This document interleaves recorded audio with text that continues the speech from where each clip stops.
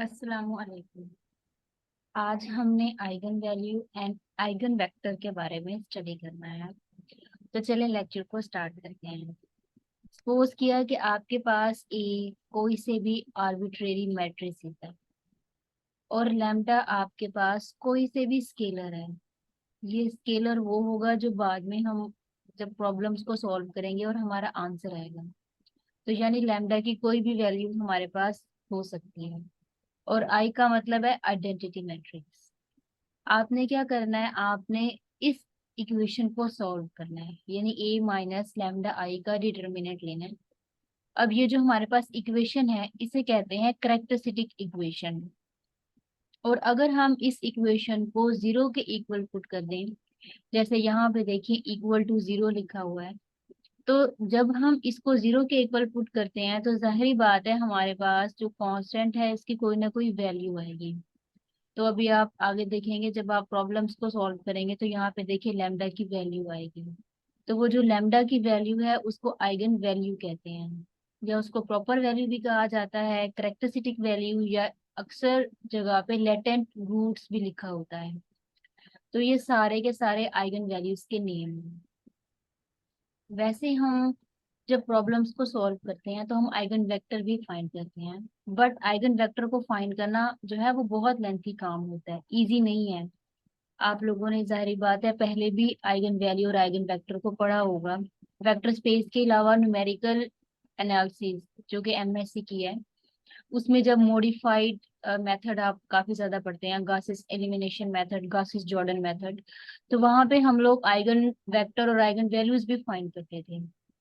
तो आपने इसे न्यूमेरिकल एनालिसिस में किया होगा, वेक्टर स्पेस पहले भी आपने की होगी जब आप लोगों ने बीएस की है, तो वहां पे आपने इसकी प्रॉब्लम सॉल्व की होंगी जो कि बहुत लेंथी होती हैं।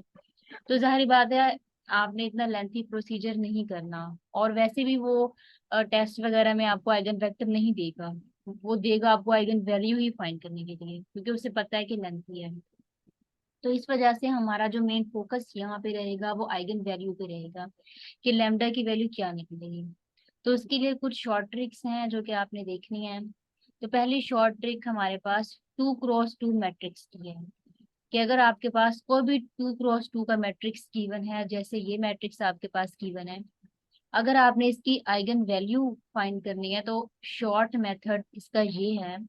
इसके लिए आपको एक इक्वेशन याद रखनी होगी, lambda square minus trace of A lambda plus A का डिटर्मिनेंट। अब देखिए ये आपके पास पोस्ट किया कोई मैट्रिक्स ए है, आपने क्या करना है, आपने ये इक्वेशन को सॉल्व करना है। जब आप इस इक्वेशन को सॉल्व कर लेंगे तो आपके पास 2x2 मैट्रिक्स की आइगन वैल्यू निकल आएगी। अब काम हमारा ये है कि हमने आइगन वैल्यू को करना है फाइंड, वो भी 2x2 मैट्रिक्स के लिए। तो आपने क्या किया, आपने इस इक्वेशन में पहले तो लैम्डा स्क्वायर लिखा रहने दिया, क्योंकि आपको पता है लैम्डा आइगन वैल्यू होगी, उसकी पोजीशन फिक्स रहेगी, माइनस उसके बाद टी आर का मतलब है ट्रेस, ट्रेस ऑफ मैट्रिक्स। अब ट्रेस आपने पहले पढ़ा होगा कि अगर डायगोनल एलिमेंट्स का सम करें तो हम कहते हैं कि जो आंसर होता है वो ट्रेस कहलाता है। जैसे यहाँ पे डायगोनल एंट्रीज हमारे पास 4 और 3 है, तो इसको जब ऐड किया 7 आ गया। जैसे कि आपको पता है कि इसे कहते हैं डायगोनल की एंट्रीज कहते हैं, डायगोनल एलिमेंट्स कहते हैं, और इस वाले को कहते हैं सेकेंडरी एलिमेंट्स। तो ये दोनों में डिफरेंस है, ये डायगोनल कहलाता है और ये सेकेंडरी होता है। और आपको पता है सेकेंडरी का खास कहीं पे भी यूज नहीं किया जाता, मेन जो हमारा फोकस होता है हमेशा डायगोनल एलिमेंट्स के ऊपर होता है। तो अगर हम डायगोनल की एंट्रीज का सम करें तो हमारे पास ट्रेस बनता है। तो आपने जो है वो डायगोनल की एंट्रीज को ऐड किया, 7 आ गया, तो देखिए 7 लिख दिया। लैम्डा सेम टू सेम आ जाएगा, उस पर असर नहीं होगा, प्लस ए का डिटर्मिनेंट। तो आपको डिटर्मिनेंट लेना आता है, आपने सिंपल इसका डिटर्मिनेंट ले लिया, 4 3 8 -2 1 2। जब आपने इसको सॉल्व किया तो आपके पास ये आ गया। फिर अब आपने क्या करना है, आपका सिंपल काम ये है कि ये आपके पास एक क्वाड्रेटिक टाइप की इक्वेशन बन गई है। हो सकता है आगे जाए तो कोई क्यूबिक इक्वेशन बन जाए, तो हो सकता है आप उसको सिंथेटिक डिवीजन के जरिए भी सॉल्व करें, या जैसे आपको इजी लगे आप वैसे सॉल्व कर सकते हैं। तो फिलहाल हमें पता था ये 2x2 की ही है, बनेगी तो क्वाड्रेटिक। आपने सिंपल इस पे फैक्टराइजेशन लगा के लैम्डा की वैल्यूज निकालनी। अब ऑप्शन में आपको यही दिया होगा, उसने कहा होगा कि what is the value of lambda, फिर कोई मैट्रिक्स उसने दिया होगा, तो आप फिर वहां पे ऑप्शन में देखोगे कि 2 है, 5 भी हो सकता है डिफरेंट डिफरेंट प्लेसेस पे, या बोथ भी हो सकता है, जो भी होगा तो उस पे आप टिक कर दीजिएगा। हो सकता है बोथ ही हो यहाँ पे। या वो ये भी कह सकता है कि ये बताएं, आपको एक मैट्रिक्स दिया हुआ है, इसमें मिनिमम आइगन वैल्यू कौन सी है। तो आपको पता है कि इसमें दो आंसर आ रहे हैं, एक 2 आ रहा है, एक 5 आ रहा है। मिनिमम हमारे पास 2 है, तो आप 2 पे करोगे। और अगर वो मैक्सिमम पूछ रहा है तो मैक्सिमम आपको पता है 5 है, तो आप 5 पे उस टाइम टिक करोगे। इस चीज का भी ध्यान रखिएगा कि अगर वो मिनिमम या मैक्सिमम कह दे। नेक्स्ट में ट्रिक हमारे पास है 3x3 मैट्रिक्स की। अब जाहिर बात है इसको थोड़ा सॉल्व करना मुश्किल है, बट वो दे सकता है, लेकिन 3x3 के चांसेस कम ही होते हैं, बट फिर भी वो दे सकता है, हम रिस्क तो नहीं ले सकते। तो इसके लिए क्या शॉर्ट मेथड है आपके पास, ये वाली आपने इक्वेशन बनानी है, lambda cube minus trace of A lambda square. देखिए ये ऊपर वाले की ही तरह है, बस यहाँ पे क्यूब आ गया, माइनस सेम आ गया, ट्रेस ऑफ ए लैम्डा का स्क्वायर है यहाँ पे अब, क्योंकि जाहिर बात है पोलिनोमियल बनेगी। तो ये 3 2 और एक्स्ट्रा चीज है एस डॉट पी, इसका मतलब होता है सम ऑफ प्रोडक्ट। अभी आप जो है प्रॉब्लम को भी हम देखेंगे कि कैसे सॉल्व करना है, फिर वहां से आपको पता चल जाएगा कि सम ऑफ प्रोडक्ट का मतलब क्या है।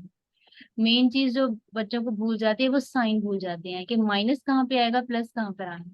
जैसे देखें फर्स्ट में इधर माइनस का साइन आपने लगाना है और इधर प्लस का लगाना है। और इधर देखें, इस तरीके से आप याद कर सकते हैं, पहले देखें प्लस, फिर माइनस, फिर प्लस, यानी तरतीब से याद रखिएगा, पहले हमेशा जमा का साइन आएगा। तो इधर भी देखें, पहले प्लस है, फिर माइनस है, फिर प्लस है, फिर माइनस है।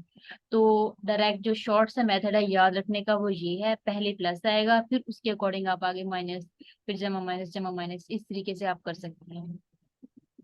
तो अकॉर्डिंग टू फार्मूला पहले आपने क्या किया, लैम्डा क्यूब लिखा माइनस ट्रेस ऑफ ए लिया। तो ट्रेस ऑफ ए में आपने क्या करना था, डायगोनल की एंट्रीज को ऐड करना था। आपने सिंपल जो भी ऐड करने से आ रहा है, मैंने यहाँ पे कलर से जरा स्पेसिफिक कर दिया ताकि आपको पता चल जाए कि एंट्रीज को यहाँ पे ऐड किया गया है। सिंपल जो भी ऐड करने से आ रहा है, वैसे यहाँ पे -1 आएगा, लेकिन ये माइनस और ये माइनस जो है प्लस हो जाएगा, और जाहिर बात है 1 आएगा तो लैम्डा का स्क्वायर सिंपल आ जाएगा। प्लस फिर है सम ऑफ प्रोडक्ट। अब सम ऑफ प्रोडक्ट का थोड़ा सा मेथड याद रखिएगा कि इसका मतलब क्या है। सम ऑफ प्रोडक्ट में ये करना होता है कि जो मैंने कलर्स लगाए हैं, अब इसके अकॉर्डिंग आपने देखना है।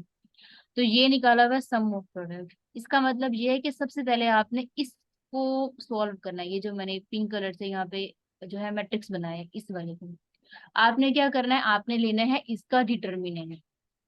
तो इसका डिटर्मिनेंट देखिए क्या आएगा, इसको इससे मल्टीप्लाई किया, हमारे पास क्या आ गया, -2। फिर इसको इससे मल्टीप्लाई किया, आंसर क्या आ गया, -4।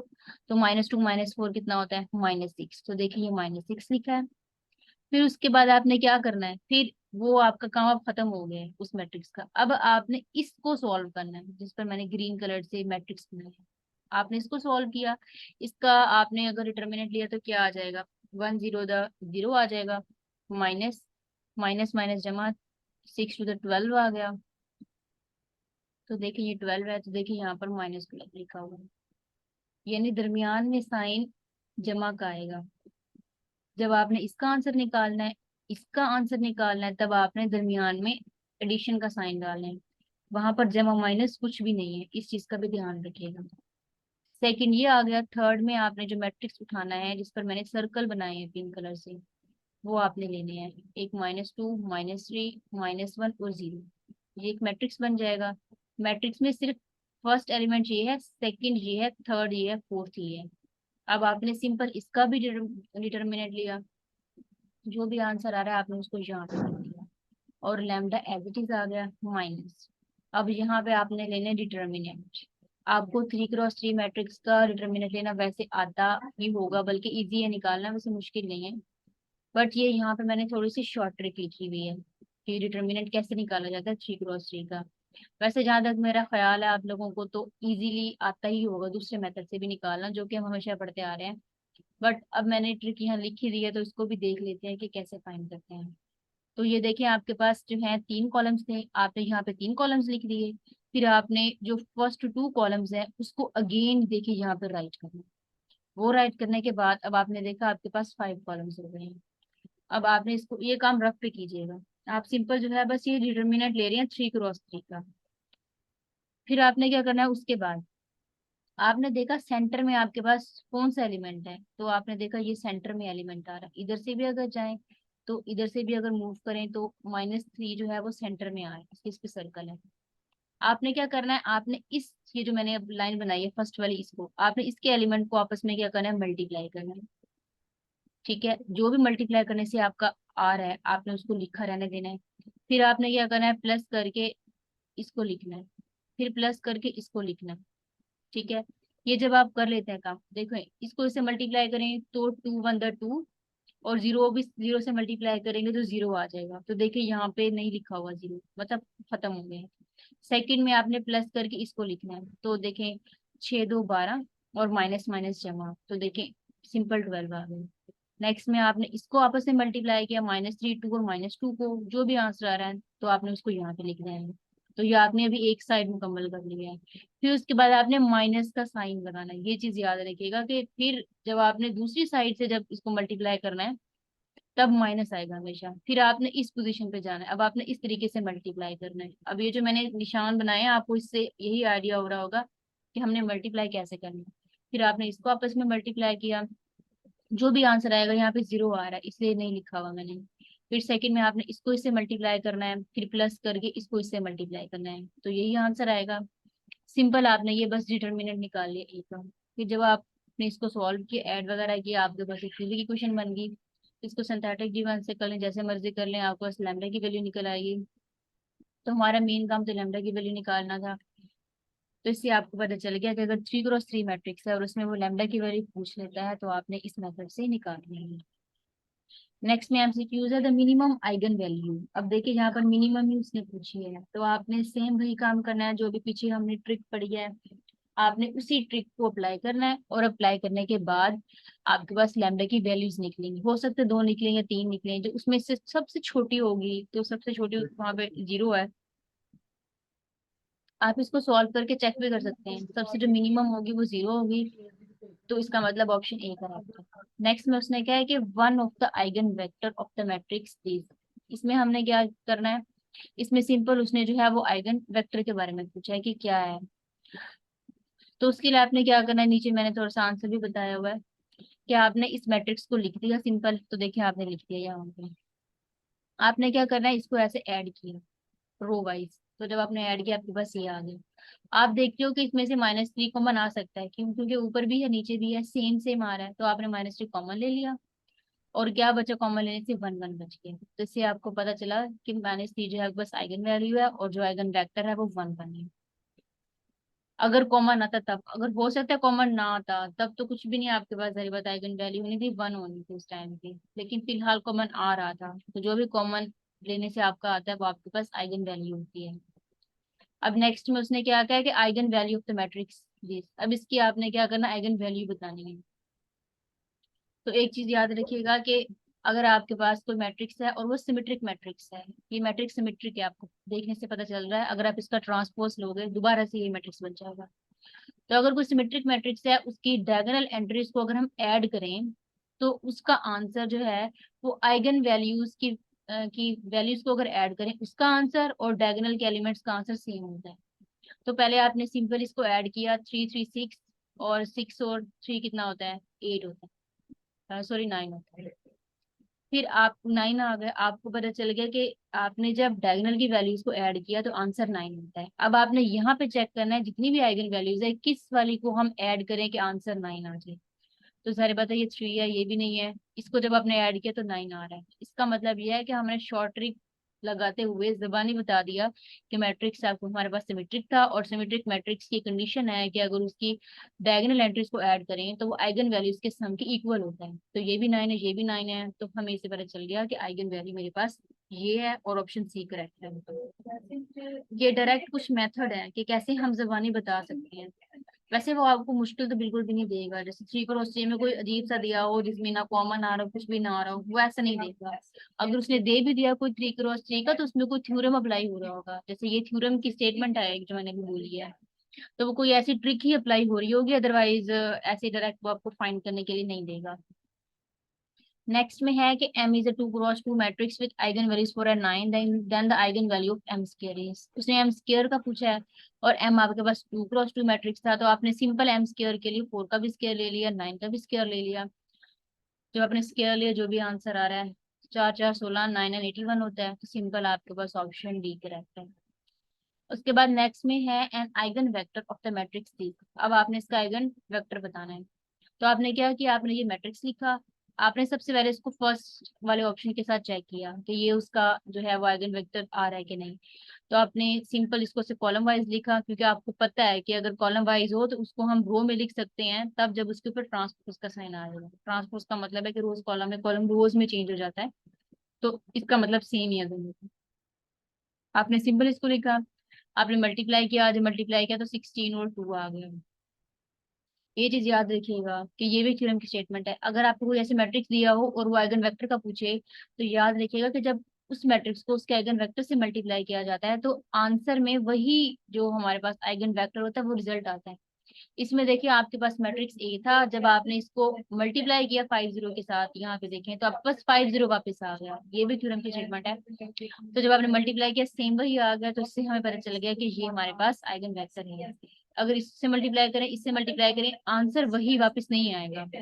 तो इससे जब मल्टीप्लाई किया वापस आ गया, तो इसका मतलब ये हमारे पास इसका आइगन वेक्टर है। नेक्स्ट में एक स्टेटमेंट लिखी है कि अगर आप नॉन जीरो आइगन वेक्टर ले लेते हो और उसके कोरस्पॉन्डिंग डिफरेंट जो है वो आइगन वैल्यूज ले लो, तो वो सेट हमेशा लीनियरली इंडिपेंडेंट होता है। तो वो आपसे पूछ सकता है ऑप्शंस में एल डी, एल आई या बेसिस कुछ भी देके पूछ सकता है।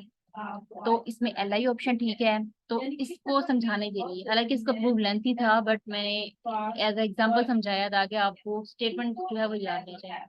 देखिए कोई से मैंने अपनी मर्जी का ए मैट्रिक्स ले लिया, पीछे वाले जो एग्जांपल आपने सॉल्व किया उसी को उठा के बेशक बार बार उसके ऊपर सारे थ्योरम की स्टेटमेंट अप्लाई कर दें, तभी कोई मसला नहीं है हमारे पास। आपने क्या किया, आपके पास ए मैट्रिक्स था, मैंने पीछे वाली प्रॉब्लम में देख लिया कि मुझे लैम्डा की वैल्यू गिवन थी, आइगन वेक्टर भी गिवन था, और लैम्डा 2 पे मुझे पता है आइगन वेक्टर ये मिलता है। मैंने पीछे वाली प्रॉब्लम को ही सेम लिख लिया। अब मैंने असल में चेक सिर्फ इतना ही करना था, क्वेश्चन जो भी हो मुझे असर नहीं पड़ता, मैंने बस अपने थ्योरम ही अप्लाई करना है उसके ऊपर। मैंने अब ये देखना है कि अगर मेरे पास से कोई भी आर्बिट्रेरी मैट्रिसेस है, इस पर मुझे आइगन वेक्टर और आइगन वैल्यू गिवन है, तो क्या ये जो मेरे पास मैट्रिक्स है ये एल आई है कि नहीं है। तो उसके लिए सिंपल जो है मैंने एंट्रीज थी, यानी जो मेरे पास आइगन वेक्टर्स थे उसको मैंने रो वाइज लिख लिया। आपको पता है कि इसको रो वाइज लिख सकते हैं। मैंने इसके ऊपर लीनियरली इंडिपेंडेंट सेट की डेफिनेशन लगाई, इसको लीनियर कॉम्बिनेशन की फॉर्म में लिखा। फिर मैंने ये देखना है कि क्या स्केलर जीरो होते हैं कि नहीं होते। अगर स्केलर जीरो हो गए तो इसका मतलब है वो एल आई है, अगर नहीं हुए तो इसका मतलब एल डी है। तो जब उसने सॉल्व किया तो मेरे पास ए भी जीरो हो गया, बी भी जीरो हो गया, तो यानी वेक्टर मेरे पास एल आई हो गया। नेक्स्ट में उसने कहा है कि अगर आपके पास लैम्डा आइगन वैल्यू है किसी ऑर्थोगोनल मैट्रिक्स की, तो तब उसका डिटर्मिनेंट आइगन वैल्यू का तो वो 1 होता है। तो यहाँ पे क्वेश्चन होता है कि what is orthogonal matrix. Orthogonal matrix के बारे में देखिएगा कि ऑर्थोगोनल मैट्रिक्स हमारे पास एक ऐसा मैट्रिक्स होता है जिसमें ए का अगर आप ए के साथ ट्रांसपोज लेते हो, यानी आपने क्या करना है, ए मैट्रिक्स लेना है, उसको मल्टीप्लाई करना है उसके ट्रांसपोज के साथ, और आंसर में आइडेंटिटी मैट्रिक्स अगर आपके पास आ जाए तो आप कहते हो कि ये जो मैट्रिक्स ए है ये ऑर्थोगोनल मैट्रिक्स है। तो आपके पास अगर ऑर्थोगोनल मैट्रिक्स कोई गिवन होगा, तो मैंने यहाँ एग्जांपल में खुद से कोई ऑर्थोगोनल मैट्रिक्स ले लिया, मैंने चेक किया कि जब मैंने ए के ट्रांसपोज के साथ मल्टीप्लाई करूँ तो आंसर आइडेंटिटी आता है। आप ये करके भी बेशक चेक कर सकते हैं, आंसर आइडेंटिटी आएगा। मैंने ये बताना है कि इसकी जो आइगन वैल्यू होती है, अगर मैं उसका डिटर्मिनेंट टू वो जीरो है, तो मैंने सिंपल शॉर्ट ट्रिक से जो है इसकी आइगन वैल्यू निकाल दी। आइगन वैल्यू मेरे पास lambda square is equal to 1 आ गई। मैंने सिंपल जब इसका मैग्नीट्यूड लिया तो मेरे पास 1 आ गया। तो मुझे आइडिया होगा कि जो ऑर्थोगोनल मैट्रिक्स है उसकी आइगन वैल्यू का अगर मैं डिटर्मिनेंट लूँ तो आंसर हमेशा मेरे पास 1 आता है। आप भी आर्बिट्रेरी किसी भी मैट्रिक्स के लिए चेक कर सकते हैं, आंसर हमेशा 1 ही आएगा। नेक्स्ट में एक आइगन वैल्यूज कुछ दी हुई थी मुझे कि ये एन आपके पास आइगन वैल्यूज हैं, इसका ऑर्डर एन है यानी एन एलिमेंट्स हैं।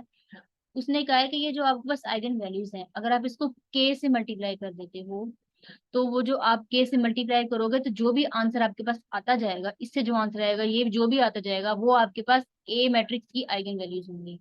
तो यानी आपके पास सिंपल में एक ए मैट्रिक्स गिवन था, आपने कहा उस ए मैट्रिक्स की λ1 λ2 up to so on lambda and eigen values हैं। तो अगर मैं इस सब को के से मल्टीप्लाई कर दूं तो इससे जो मैट्रिक्स बनेगा वो के ए की शक्ल का होगा। अब मैंने चेक करना है कि क्या मैं आइगन वैल्यूज जो बना रही हूँ उसका आंसर के ए के इक्वल होगा कि नहीं होगा। तो मैंने सिंपल अपनी तरफ से एक ए मैट्रिक्स ले लिया। ये मैंने पीछे वाले ही एग्जांपल लिया सेम, जिसमें मुझे आइगन वैल्यू का पता था और आइगन वेक्टर का मुझे पता था। तो मैंने अब के खुद से डिफाइन करना है कि ये खुद उसने कहा है कि कोई भी स्केलर है, तो इसका मतलब मैं कोई भी नंबर ले सकती हूँ, 2 3 4 5 6 7 8। लेकिन मैंने टू इसलिए लिया कि छोटी सी एग्जाम्पल थी, जरा जल्दी भी सॉल्व हो जाएगा और समझ भी आ जाएगा सबको।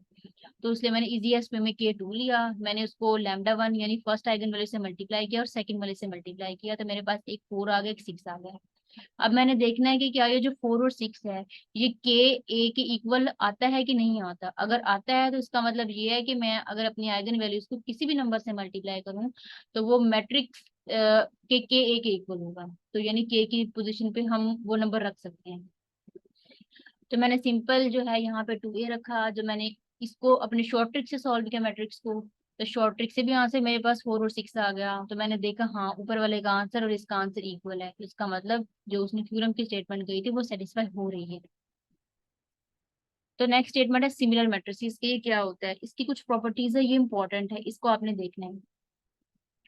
सिमिलर मैट्रिक्स ये होता है कि अगर आपके पास ए बी कोई से भी दो मैट्रिसेस दिए हुए हैं, आप कहोगे कि वो जो ए बी है वो आपस में सिमिलर हैं, तब सिमिलर है जब आप उसको इस तरीके से लिख पाओ, P inverse A P is equals to B आ जाए। यहाँ पे बी मैंने वैसे यहाँ पे लिखा हुआ है। तो ये हमारे पास एक जो है समझे फॉर्मूला ही है सिमिलर मैट्रिक्स का। अगर ये कंडीशन कोई भी मैट्रिक्स सेटिस्फाई कर रहा है तो आप कहते हो कि वो जो मैट्रिक्स है वो सिमिलर मैट्रिक्स है। ए भी आपके पास कोई आर्बिट्ररी आप मैट्रिक्स लेते हो, और जो पी होता है वो एक इन्वर्टिबल मैट्रिक्स होता है। फिर काफी बच्चे पूछ लेते हैं कि इन्वर्टिबल मैट्रिक्स हमारे पास क्या होता है। इन्वर्टिबल मैट्रिक्स वो होता है कि अगर आप उस मैट्रिक्स का उसके इनवर्स के साथ उसको मल्टीप्लाई करते हो तो आंसर आपके पास आइडेंटिटी आ जाता है, तो वो इन्वर्टिबल मैट्रिक्स कहलाता है। तो यहाँ पे अगर आप ये काम करते हो तो अगर ये कंडीशन सेटिस्फाई हो जाए तो आप कहते हो वो सिमिलर मैट्रिक्स है। तो मैंने ये एग्जांपल देके बताया है। पी आप देख रहे हो कि जब पी मैंने खुद ही एक इन्वर्टिबल मैट्रिक्स लिया है, आप इसको इसके इन्वर्स से मल्टीप्लाई करके देख लें, आंसर आइडेंटिटी ही आएगा। तो ये कुछ खास मैट्रिसेस होते हैं, तो ये हमें देख के लेने पड़ते हैं। तो ये मैंने पी ले लिया, ए भी मैंने खुद से आर्बिट्रेरी उठाया था। अब मैंने क्या किया, जब मैंने इसको ऐसे मल्टीप्लाई किया तो मल्टीप्लाई करने से देखिए मेरे पास बी वापस जनरेट हो गया। तो उससे मुझे इस चीज का जो है वो पता चल गया कि जब मैंने पी इनवर्स ए पी लिया था तो आंसर मेरे पास बी मैट्रिक्स आ गया, तो इसका मतलब मैट्रिक्स ये सिमिलर है। और अगर नहीं आता इक्वल तो आप कहते हो कि वो मैट्रिक्स आपके पास सिमिलर मैट्रिक्स नहीं है। बहुत कम मैट्रिक्स होते हैं जो सिमिलर हों, क्योंकि हमें जाहिर बात है चेक करना पड़ता है, और चेक करना इजी नहीं है, जरा टिपिकल काम होता है। और लाजमी नहीं है कि हर मैट्रिक्स ये कंडीशन सेटिस्फाई करे। लेकिन अगर कोई मैट्रिक्स ये कंडीशन सेटिस्फाई कर लेता है तो उसकी कुछ खास प्रॉपर्टीज होती हैं। अब ये वो प्रॉपर्टीज दी हैं और ये इंपॉर्टेंट है, ये पेपर में अक्सर आ जाती हैं एमसीक्यूज के तौर पे, कि अगर आपके पास कोई से भी दो मैट्रिसेस गिवन है और वो सिमिलर हैं तो इसका मतलब यह है कि उनका रैंक सेम होगा। रैंक आपको पता है कि नंबर ऑफ नॉन जीरो रोज इसका रैंक। वैसे मेथड की बुक में रैंक का जो है वो उसने शॉर्ट मेथड भी बताया हुआ है कि कैसे रैंक निकालते हैं। बहरहाल हम इसको जो है वो एचलन फॉर्म में कन्वर्ट करके भी निकाल सकते हैं। जैसे ये 1 आपने इसको बनाना होता है और नीचे वाला 0 करते हैं, फिर उसके बाद जो आपके पास मैट्रिक्स बचता है उसमें देखते हो कि कितनी नॉन जीरो रोज हैं।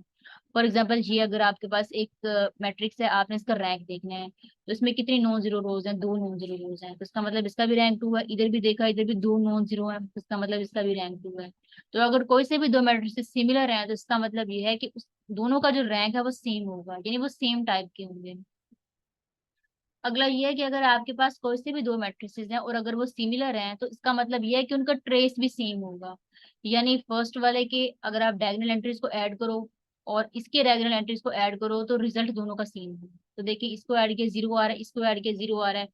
तो मुझे एक और सेकंड ट्रिक का पता चला कि उनका जो दोनों का ट्रेस है वो सेम है। नेक्स्ट में ये है कि if two matrix are similar then they have the same determinant, और अगर दोनों का डिटर्मिनेंट निकालू तो सेम है। आप चेक कर सकते हैं, फर्स्ट कर लें सेकंड का ले लें, दोनों का आंसर सेम होगा। If the two matrices are similar then they have same eigen values, और आइगन वैल्यू भी सेम होगी। जाहिर बात है आपने ऊपर शॉर्ट ट्रिक्स पढ़ी हैं तो आप निकाल के इजीली चेक कर सकते हो कि उसकी आइगन वैल्यूज भी सेम होंगी। तो सिमिलर से हमें पता चल रहा है कि उनकी शक्ल, उनका स्ट्रक्चर, उनका साइज सब कुछ सेम होगा। अब ये पांच पेपर में आ चुकी है तो इसको जरा गौर से देखिएगा। अब ये है लीनियर ट्रांसफॉर्मेशन और आइगन वैल्यू के दरमियान में रिलेशनशिप। अगर आपके पास कोई लीनियर ट्रांसफॉर्मेशन आपको ऐसी दी हुई है तो आप उसकी आइगन वैल्यू कैसे निकाल सकते हैं, ये इंपॉर्टेंट है, इसको जो है वो ध्यान से कीजिएगा। अब देखिए आपके पास कोई भी ट्रांसफॉर्मेशन आर्बिट्ररी गिवन है, उसने क्या इसकी आइगन वैल्यू बताओ।